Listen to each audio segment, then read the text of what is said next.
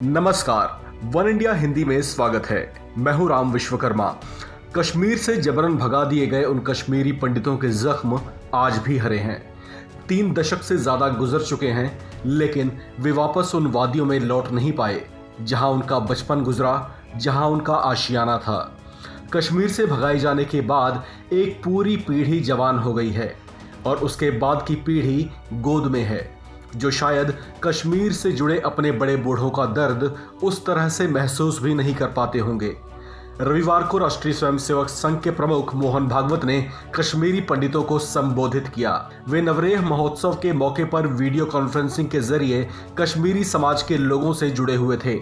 इस दौरान उन्होंने कश्मीरी हिंदुओं से कहा कि वे उनके दर्द को महसूस कर सकते हैं। अपनी मिट्टी से बिछड़ने की पीड़ा क्या होती है, वे कश्मीरी हिंदुओं से बेहतर कोई नहीं समझ सकता।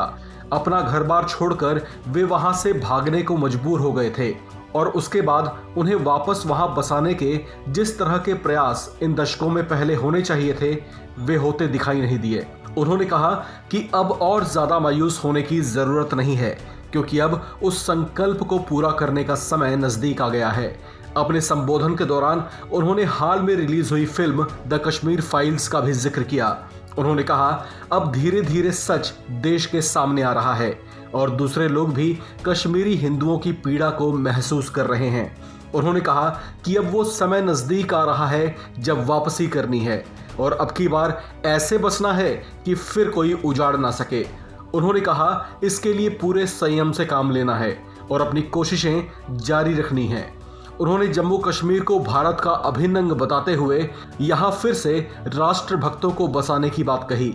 कश्मीरी पंडितों को प्रोत्साहित करते हुए उन्होंने कहा कि संकट आते रहते हैं और कभी कभी ऐसा भी होता है जब ये संकट लंबे समय तक रहते हैं, लेकिन उसका डटकर सामना करना है और हिम्मत बनाए रखनी है।